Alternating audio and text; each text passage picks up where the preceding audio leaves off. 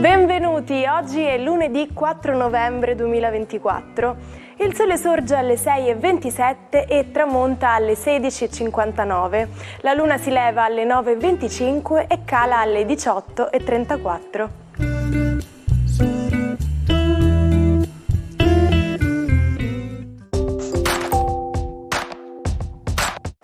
Oggi si celebra San Carlo Borromeo. Il nome Carlo ha origine tedesca e significa uomo libero. Oggi 4 novembre si celebra la giornata dell'unità nazionale delle forze armate. La giornata è volta a ricordare e celebrare l'armistizio di Villa Giusti, entrato in vigore il 4 novembre 1918, che sancì la resa dell'impero austro-ungarico e la conclusione con esito vittorioso per l'Italia della Prima Guerra Mondiale. Cortei istituzionali e manifestazioni rappresentano un'occasione per riflettere sulla storia del nostro Paese e condividere i valori fondanti della Repubblica Italiana.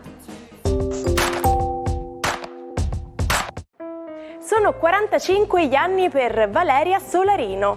Nata in Venezuela, dopo l'università studia recitazione alla scuola del Teatro Stabile di Torino ed è proprio sul palcoscenico che la nota Mimmo Calopresti che la fa esordire al cinema. Dopo aver lavorato accanto a Fabio Volo nel 2005 in La Febbre, nel 2008 ottiene la candidatura al David di Donatello per Signorina F e nel 2009 è candidata al Nastro d'Argento per il personaggio di Angela in Viola di Mare.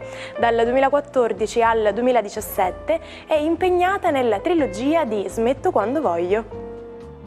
Festeggia 69 anni Maurizio Umberto Egidio Coruzzi, conosciuto con lo pseudonimo di Platinette. Giornalista, autore televisivo e conduttore radiofonico, ha raggiunto la notorietà alla fine degli anni 90, scoperto da Maurizio Costanzo. Con umorismo e sfrontatezza si presentava al pubblico del salotto TV di Mediaset in veste di drag queen, con abiti stravaganti e parrucche color platino.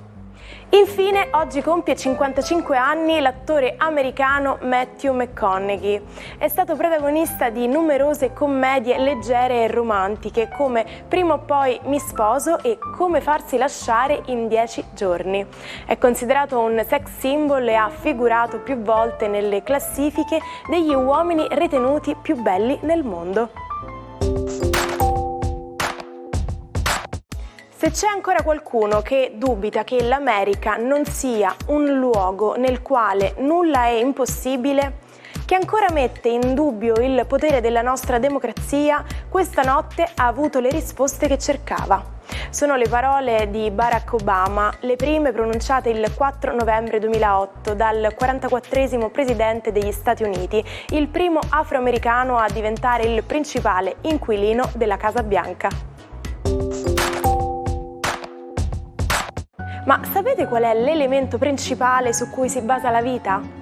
Alcuni scienziati ipotizzano che il silicio possa costituire una biologia alternativa.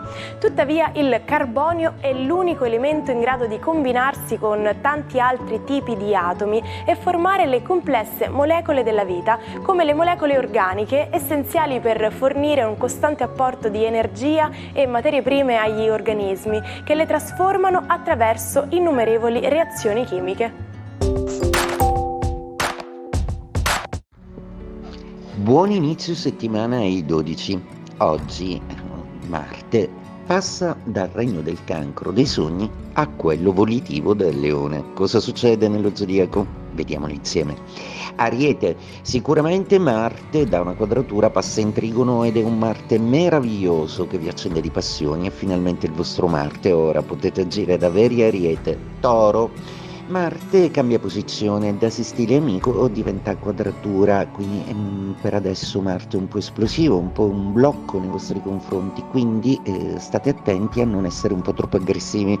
Gemelli, ecco Marte che si fa vivo per voi, proprio perché in rapporto amico di sestile inizierà tutta una serie di vigorose comunicazioni e soprattutto vi porterà ad agire concretamente con meno filosofia ma più azione. Cancro, Marte finalmente ha cessato il suo soggiorno nei vostri gradi, la vostra natura incompatibile sicuramente ha creato qualche tensione, ma è stato Marte molto ben aspettato ed è andata bene su molti fronti. Ora potete agire sui piani pratici. Leone, Marte entra nei vostri gradi, è un Marte pieno di energia che vi dà forza, vigoria assolutamente e che vi mette nelle condizioni di agire con la possenza del Re Leone che risiede in voi. L'opposizione con Plutone aiuterà il vostro Marte a sbaragliare i dubbi e i sospetti che avete nei confronti di alcune situazioni. Vergine, Marte sparisce e si immerge nel mondo del vostro inconscio, rimane quindi un'attesa latente, un po' nervosa di qualcosa, ma non ci sono elementi all'orizzonte che fanno pensare a un qualcosa che possa mettervi ancora in difficoltà. Le quadrature di Venere, Luna e Mercurio oggi vi ricordano che comunque bisogna aggiustare qualcosa in amore. Bilancia, ecco Marte finalmente amico e attivo, potete agire, decidere e soprattutto, stanchi di mediare costantemente, passerete all'azione diretta e anche molto volitiva e seducente. Scorpione, Marte entra in quadratura, Marte è uno dei vostri due pianeti importanti, per cui averlo proprio non a favore non è proprio una bella notizia, probabilmente agirà molto sulle passioni e sulle tensioni lavorative che a volte vi impediscono di essere totalmente liberi e dedicarvi alle passioni che tanto amate.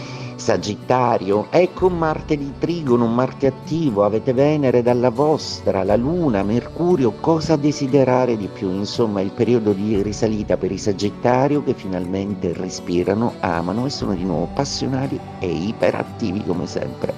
Capricorno, per voi la buona notizia è che Marte ha dismesso la fastidiosa opposizione, quindi vi rilasserete un po' di più, sarete meno tesi.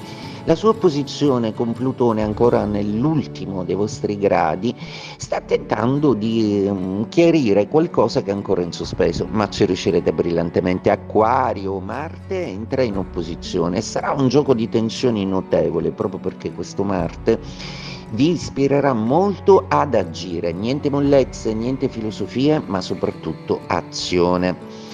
Pesci, è un Marte che dismette il suo trigono, che vi fa sentire meno in tensione e che sicuramente vi potrà aiutare in tutta una serie di cose un po' trascurate che riguardano patrimonio ed eredità, ma sicuramente dismetterà la tensione e l'ansia da prestazione che avevate al lavoro.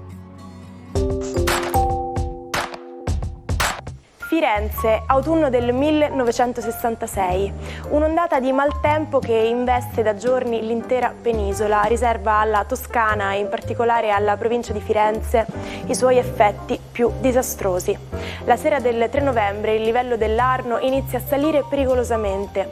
La città, colpita da un'ondata di piena, si risveglia il 4 novembre sotto 5 metri d'acqua.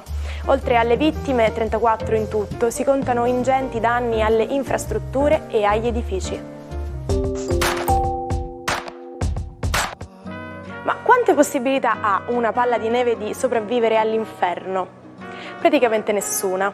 E questo è il senso dell'espressione a snowball's chance in hell, letteralmente traducibile con una palla di neve all'inferno, e si utilizza per sottolineare la benché minima probabilità di riuscire in un'impresa.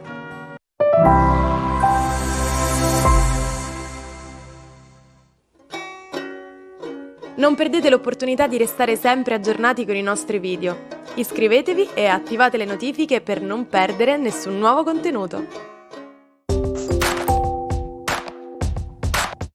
Il matto del giorno è la filosofa francese Simone Weil. L'ultimo atto della sua esistenza è la stesura di un programma con cui intende contrastare la brutalità della guerra. La filosofa immagina di creare un corpo speciale di crocerossine da inviare sul terreno di guerra, in prima linea. Un'idea ritenuta folle, tant'è vero che non viene realizzata. Quando Charles de Gaulle legge che occorrerà paracadutare le infermiere in divisa bianca sul campo di battaglia, esclama: è pazza.